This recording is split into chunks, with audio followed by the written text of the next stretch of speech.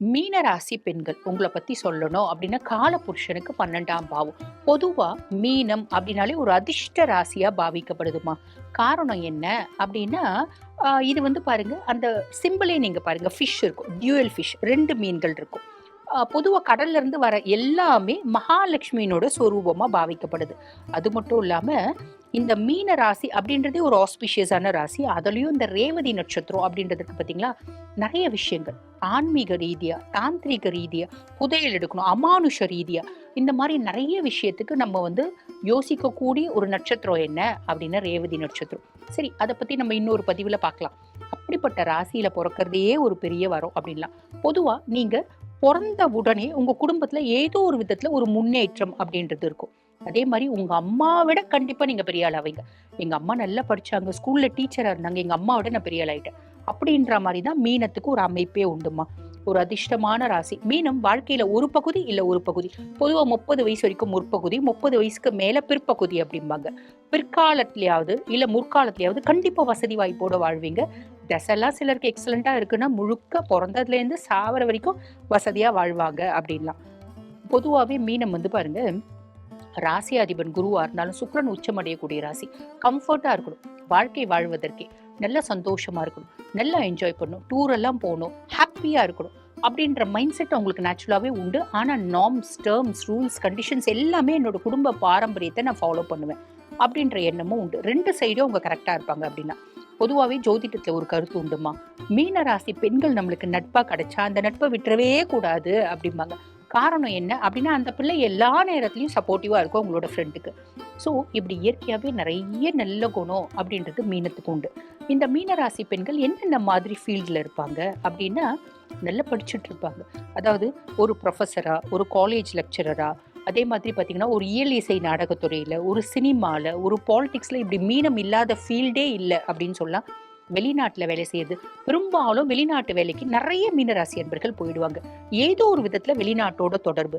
கடல் தாண்டி இன்டர்நேஷனல் கரன்சிஸ கையாளக்கூடிய பிராப்தம், யோகம் அப்படின்றது வந்துரும்.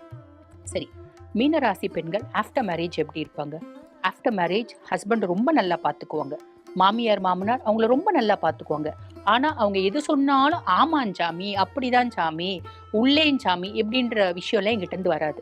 நீ தப்பு செஞ்சா, நீ தப்பு பண்ற, நீ இதை செய்யாத, நீ கரெக்டா செய்யணும், of course you are right, I appreciate you, very good, சபாஷ் அப்படின்ற விஷயம் வரும். புரியுதுங்களா? குழந்தைங்கள பர்ஃபெக்டா வளர்க்கணும்னு நினைப்பாங்க. என்னை விட என் குழந்தை பெரிய ஆளா இருக்கணும். சமுதாயத்துல என் குழந்தைய பத்தி நான் மரியாதையா பேசணும். என் குழந்தைனால எனக்கு பெருமை வேணும். என் குழந்தைய பத்தி பேசும்போது என்ன அறியாம எனக்கு ஒரு கெத்து வேணும் அப்படின்றத நினைப்பாங்க. அதே மாதிரி ஒரு பெரிய கம்பெனிக்கு பாஸா நீங்க இருக்கீங்க அப்படின்னா கூட, கீழே வேலை செய்யறவங்கள வந்து பாத்தீங்கன்னா ரொம்ப கடுமையா திட்டுறது, அவங்கள வந்து பாத்தீங்கன்னா கேவலமா ட்ரீட் பண்றது, இன்சல்ட் பண்றது, அதிகாரத்தை அவங்க மேல செலுத்துறது, அதெல்லாம் பண்ண மாட்டீங்க. தட்டி கொடுத்து, இந்த பிள்ளை ரொம்ப நல்ல பிள்ளை.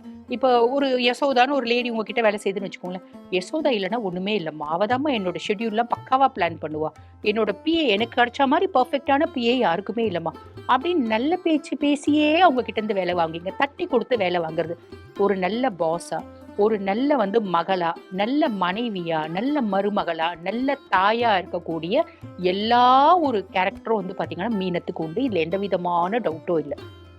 எல்லா ஆஸ்பெக்ட்லயும் அட்ஜஸ்ட் பண்ணுவாங்களா? எப்போ வந்து பிரச்சனை பெருசா போதும் அட்ஜஸ்ட் பண்ண மாட்டாங்க. சொல்லி பார்ப்பாங்க. 1 முறை, 2 முறை, தண்ணி கூட 3 முறை தாம்மா பொறுக்கும்.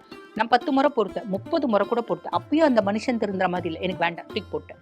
அப்படின்ற மாரி தூக்கி போட்டு தனியா வந்து தைரியமா வாழக்கூடிய எல்லா கெப்பாசிட்டியும் மீனத்துக்கு உண்டு அப்படின்லாம். சரி, எப்படிப்பட்ட மீனராசி பெண்கள் இவங்களுக்கு உங்களுக்கு என்ன மாதிரி ஒரு தொந்தரவுகள் வரும் அப்படின்னா, நெறைய பெண்களுக்கு கர்ப்பப்பை சார்ந்த பிரச்சனைகள், டைஜஸ்டிவ் இஷ்யூஸ், இருதயம் சார்ந்த பிரச்சனைகள், வயிறு சார்ந்த இந்த ஹெர்னியல் ப்ரொலாப்ஸ் இந்த மாதிரிலாம் வரத்துக்கு வாய்ப்பு உண்டு.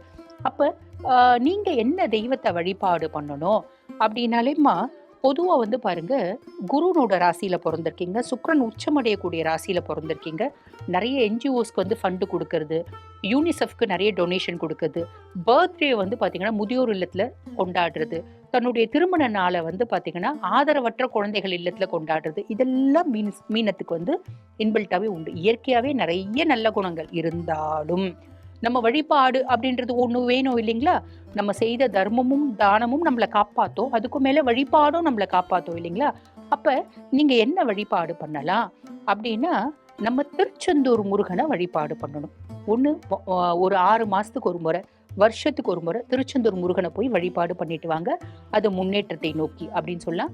அதே மாதிரி சிவன் கோயில் பக்கத்துல எந்த சிவன் கோயில் இருக்கு அப்படின்னாலும் வியாழக்கிழமை தோறும் ஈசனை போய் வழிபாடு பண்ணிட்டு வரீங்க அப்படின்னா நிறைய நல்லது நடக்குமா? இல்ல எந்த விதமான சந்தேகமும் இல்லை. வாழ்த்துக்கள்.